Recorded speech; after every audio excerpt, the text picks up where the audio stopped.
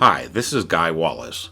I started in learning and development way back in 1979, and I semi-retired in 2023.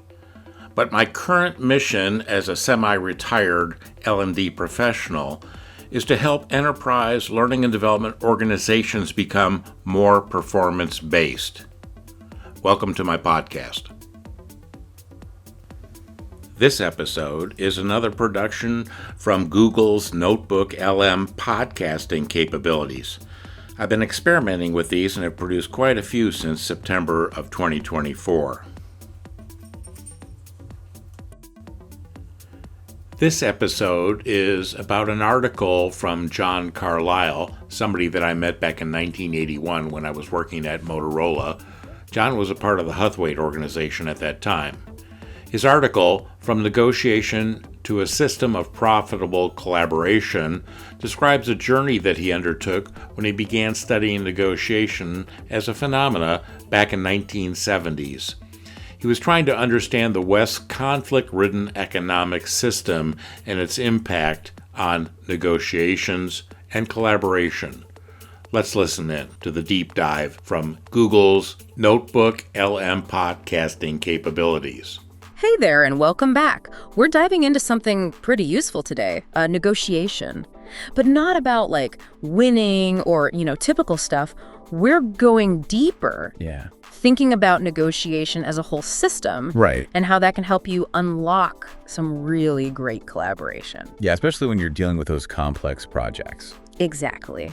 And to guide us through all this, we've got the work of John Carlisle. Oh, yeah. He's a leading expert in negotiation and collaboration. Definitely. And he's got this insightful paper that I think will really kind of shift your perspective Yeah, for sure. on how to approach, any situation where you're trying to reach an agreement with someone. Now, here's a fun fact to get us started. Okay. Did you know that the word negotiation might actually have roots in ancient Rome? Oh, really? Yeah. I didn't know that. Yeah. Yeah. Apparently it comes from the Romans trying to get more leisure time. They called leisure otium, Otium. and a lack of it was neg otium. Otium. So they'd have these friendly discussions to carve out more time for fun. It's kind of a far cry from the high-stakes business negotiations we think of today. Totally. That's fascinating how the concept has evolved. But Yeah. You're right. We often get stuck in that bargaining mindset. Yes. Fixated on the back and forth. The table, yeah. At the table. And that's where I think Carlisle's work is so interesting. Because he highlights these things called internal negotiations. Yes. So it's not just what happens at the table. Right. It's all the stuff that happens before and after. Absolutely. And a lot of times that can even be more important. Yeah, I think so too. What happens at the actual bargaining table. Yeah. So before you even sit down with the other side, Right. You got to get your own team aligned. You got it. What are your goals? What's your strategy? Right. What are you willing to concede? What are your limits? That's all internal negotiation. Yeah, it's you're negotiating with yourself first. Exactly. And then once you reach a deal, you've got to sell it internally. Right. You have to get everyone on board to implement it. And, sometimes that can be a hurdle. It's a whole other challenge. It is in and of itself. Yeah. So it's you're negotiating externally with the other party. Right. But then you've also got this internal negotiation track going on. Absolutely. Yeah. You have to kind of manage both of those dynamics to be successful. Yeah, and I love how he uses this iceberg analogy to Yeah. kind of illustrate this point. You know how you only see the tip of an iceberg, Right. but there's this massive structure hidden beneath the surface. Absolutely. Yeah. 90% of it is underwater. Exactly. And he says the visible tip is that external bargaining part, but the real power, the part that determines whether you succeed or fail, Right. is everything below the waterline. So the planning, Yes. the internal alignment, Getting that buy-in. everyone's buy-in to actually make things happen. Yeah, because you can be a brilliant negotiator at the table. But if you haven't secured buy-in from the people who actually have to execute the agreement, Right. it's not going to work. It's likely to crumble. It's all going to fall apart, yeah. Yeah. So I know what you might be thinking. Right. Okay, this all sounds great for these big corporate deals. Right. But how does it apply to me, Yeah, my day-to-day life. Yeah, exactly. So I think it's relevant in so many scenarios. Yeah. I mean, whether you're prepping for a contract negotiation, leading a team project, or even navigating a family decision. Oh, yeah. Understanding these hidden dynamics can make a huge difference. Okay, so let's get specific. Can you give me like a real-world example of how this plays out? Yeah, so here's a great example. The 2000 Sydney Olympics. Okay. So 3 years into planning, the project was a mess. Really? Like, headed for disaster. Oh, no. Too many politicians were calling the shots. Oh, I see. And the organizing committee was terrified of repeating the Atlanta Olympics debacle. Yeah, Atlanta was rough. So what happened? Well, the president of the Sydney committee took a bold step. Right. He essentially gave their premier an ultimatum. Wow. He was like, give us full authority over the games or we're going down in flames. That's a risky move. Yeah, it was. But the premier actually agreed, Wow. handed over control, and the games became a global success. Wow. They set a new standard for future Olympics, and it was all because the organizing committee got their act together internally. That's an amazing turnaround story. So just getting everyone on the same page internally can really make that much of a difference. That's essential. Wow. Okay, but what about that early involvement piece? Yeah. How does bringing in the people who will actually be implementing the agreement right from the get-go, like at the planning stage, how does that make a difference? Well, think of it this way. Those who will be doing the work often have the most insightful perspectives on potential problems and solutions. Right. So a perfect example is the De Beers mine in South Africa. Right. They were shifting from open cast to underground mining, which is a massive change. Yeah. And they wisely brought in the contractors at the blueprint stage. So they weren't just told what to do, they were actually involved in shaping the plan? Exactly. And you know what? The contractors had amazing suggestions. Oh, really? Yeah, the shaft sinking contractors, they pointed out that a separate ventilation shaft wasn't necessary, Oh, wow. which saved millions of dollars. And then the mining contractor, he suggested a different headgear for the shaft that ended up drastically reducing operating costs for the entire life of the mine. Wow. So by involving the people with that hands-on expertise, De Beers saved a ton of money and probably avoided a lot of headaches, too. Exactly. So it makes me think, though, Yeah. isn't that risky, giving up so much control in the planning stages? It can be, yeah. Yeah. Which is why I think trust and a clearly defined process are essential. Right. But the potential benefits, I mean, Yeah, huge. they're immense. Like in that De Beers example. right, right? exactly. Okay, I'm starting to see how this works. But what about when things go wrong? Are there examples where ignoring these internal dynamics has led to failure? Yeah, unfortunately. Yeah. The Chrysler-Daimler merger is a prime example. Okay. Early warning signs that it wasn't a true win-win situation were ignored. And more importantly, no one seemed to have a clear BTNA. Oh, BTNA, what's that? It stands for Best Alternative to a Negotiated Agreement. Oh, okay. It's basically your fallback plan. What will you do if the negotiation fails? Right. Having a BTNA gives you a strong position. It gives you the power to walk away if the deal isn't right. Right. Chrysler didn't really have a strong BTNA, and the consequences were pretty dire. So it's like having an exit strategy. You don't go into a negotiation just blindly hoping for the best. Right. You need to know what your options are if things go south. Yeah, exactly. And that's something to consider for any negotiation, Yeah. big or small. What's your best alternative if you can't reach an agreement? All right, this is fascinating stuff. It is. So we've talked about internal negotiations, early involvement, and having a solid BTNA. It's clear there's a lot more to negotiation than just that face-to-face bargaining session. Absolutely. And it all ties into a bigger picture, Yeah. a more systemic way of thinking about negotiation Right. that can lead to incredible collaboration and results. But wait, there's more. We're just getting started. Oh, In our next segment, we're going even deeper into Carlisle's model and how it connects to the work of W. Edwards Deming, oh, wow. another really influential thinker who kind of revolutionized management practices. Interesting. So stay tuned because we're about to take this deep dive to a whole new level. All right, I'm excited. Me too. Looking forward to it. Welcome back. So now let's explore how Carlisle's work on negotiation kind of intersects with W. Edwards Deming's system of profound knowledge. Okay. To be honest, when I first heard about Deming, I was a little intimidated. He's like this famous management guru, right? Yeah, he is a big name. What does statistical process control have to do with, negotiation? Yeah, I get it. Deming can seem a bit daunting at first, Yeah. but his ideas are incredibly powerful when you really break them down. Okay. So his system of profound knowledge has these four key components. Appreciation for a system. Okay.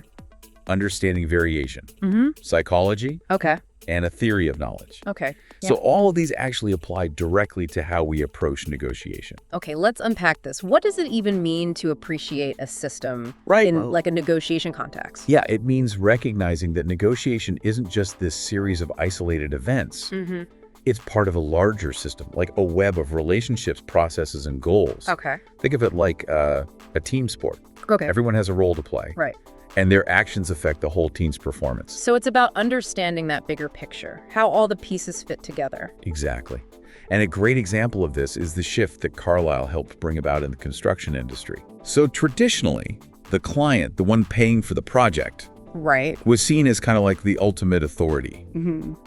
But in a truly collaborative system, the project itself becomes the focus. Okay. It's the shared goal that everyone is working towards. So instead of the client just dictating terms, Right. everyone involved, client, contractors, designers, they all become partners. Yes. Working together to make the project a success. Precisely. And that's like a major change in mindset. Yeah. It requires everyone to understand that they are part of a larger system and their actions impact the whole. Yeah, I see how that aligns with Carlisle's emphasis on internal alignment and early involvement. You got it. You're creating that shared understanding right from the beginning. Absolutely. And this brings us to another key component of Deming's system understanding variation. Okay, that sounds a little more technical. Right. How does that relate to negotiation? Well, in any complex project or negotiation, things won't always go according to plan. Right. Why? Of course not. There will be unexpected events, changes in conditions, new information that pops up. Yeah. Deming emphasized that variation is inherent in any system. Like trying to eliminate it entirely is impossible. Yeah. And can even be counterproductive. So instead of freaking out when things don't go exactly as planned, you should kind of expect that there will be bumps in the road. Exactly. And be ready to adapt. Yes. This applies to negotiation too. Okay. A rigid, inflexible approach will almost always lead to problems. Yeah. You need to be able to adapt, to adjust your strategy when new information comes up. And if everyone involved embraces this understanding of variation, you can actually use those unexpected twists and turns as opportunities for innovation. Like that saying, the obstacle is the path. Yes. You can turn challenges into advantages. Exactly. And instead of blaming each other when things go wrong, you can ask, like, what can we learn from this? How can we do better next time? Right. So it's a more a more collaborative approach. Absolutely. More like a learning process. Okay. That makes a lot of sense.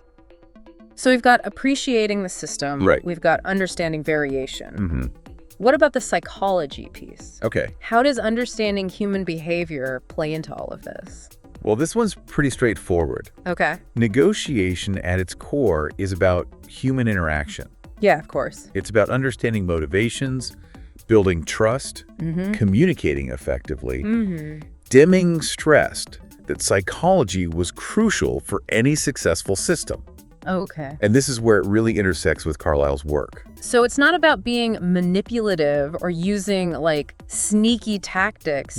It's about genuinely understanding what the other party needs and finding ways to meet those needs while also achieving your own goals. Precisely. Think back to the Sydney Olympics example. That success was rooted in understanding the psychology of the situation. The committee president, he knew how to persuade the premier to relinquish control and trust them. And I'm guessing that early involvement piece, getting the contractors involved in planning the De Beers mine, that probably helped build a lot of trust and goodwill too, right? Absolutely. When people feel valued, when their expertise is acknowledged, they're far more likely to be committed to the success of the project. Yeah, that makes sense. Okay, so we've got the system. We've got the understanding of variation. We've got the psychology piece. What about that theory of knowledge? That sounds pretty deep. It is, but it's also incredibly practical. Okay. This is all about how we learn, Okay. how we test our assumptions, how we improve our understanding over time.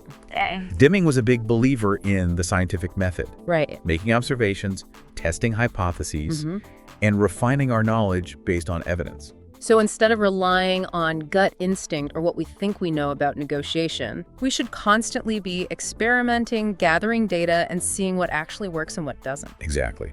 And Carlisle's work really embodies this. Yeah. He didn't just dream up this negotiation model. He based it on years of research, observation, and testing. Right. And he encourages everyone to, apply his model, see what works for them, and constantly refine their approach. Yeah. It's a process of continuous learning and improvement. That's what I love about this whole deep dive. It's not about giving you a set of rules. Right. It's like a framework. It's a mindset. The way of thinking about negotiation. Exactly. That you can adapt and apply to your own unique challenges. And by embracing this learning process, we not only improve our own negotiation skills, Right. but we also contribute to a larger body of knowledge that benefits everyone. That's a cool thought. Okay, so we've covered a lot of ground with Deming's system of profound knowledge and how it all connects to Carlisle's work. We've seen how appreciating systems, understanding variation, factoring in psychology, and applying a theory of knowledge can really transform how we approach negotiation. It's about moving from a transactional mindset to a collaborative mindset. Yeah. Recognizing that negotiation is not a zero-sum game, Right. but an opportunity to create value for everyone involved. You mentioned earlier that Carlisle applied this model to major projects and not just in construction. What other industries have kind of benefited from this approach? Well, a notable example is the UK government. Okay. Their public sector construction strategy, Okay. which was heavily influenced by Carlisle's work, has actually led to some significant cost savings, like around 20% on their original budget. Wow, that's impressive. So this isn't just some theoretical concept. No, not at all. It's being used to achieve real-world results. Yeah, definitely.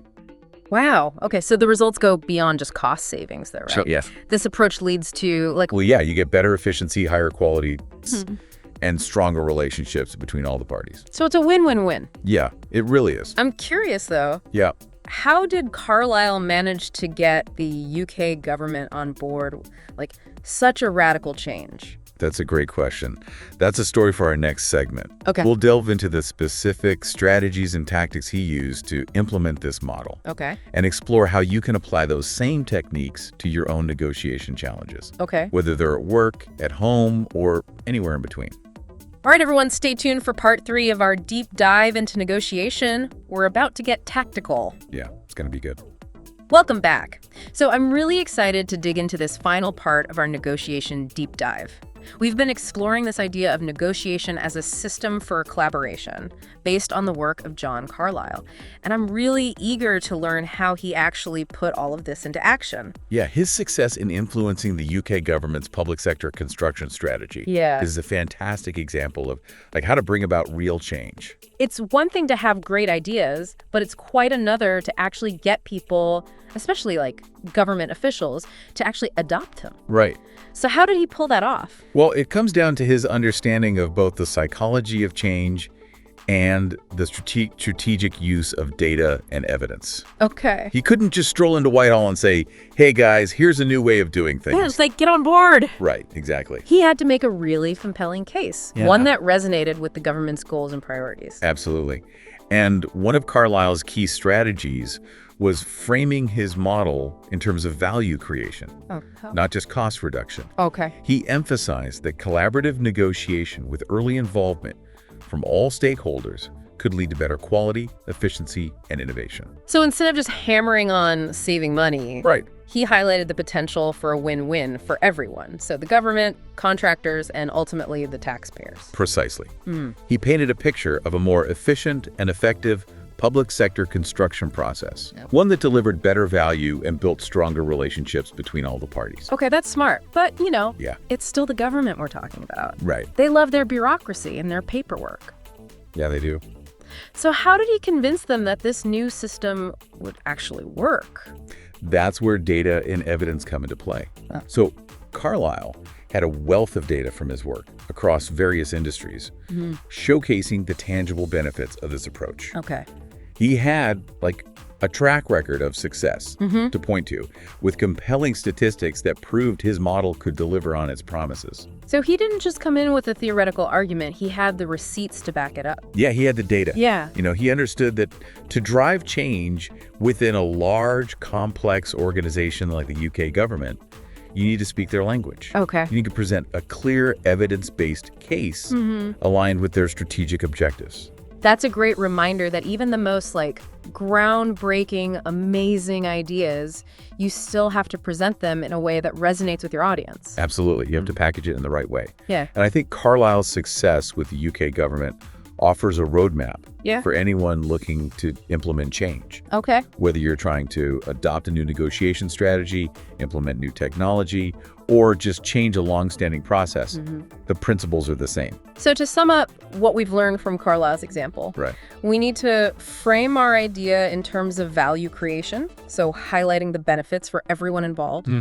We need to back up our claims with solid data and evidence. Absolutely. Okay. And tailor our message to our audience. Yes. Speaking their language and aligning with their goals. Okay. Yeah, that's great.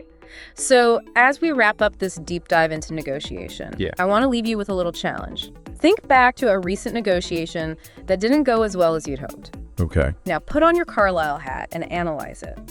Did you truly understand everyone's needs? Did you clearly articulate the value that you were bringing to the table? And did you have a strong BTNA? Yes. And maybe most importantly, were you truly open to collaboration and finding a solution that worked for everyone? By applying these principles, by understanding negotiation as a system, you can transform your approach and achieve remarkable results. So go out there and negotiate like a pro. And be sure to check out John Carlisle's work. It will change how you think about negotiation. Absolutely. All right, that's it for this deep dive. Until next time. See ya.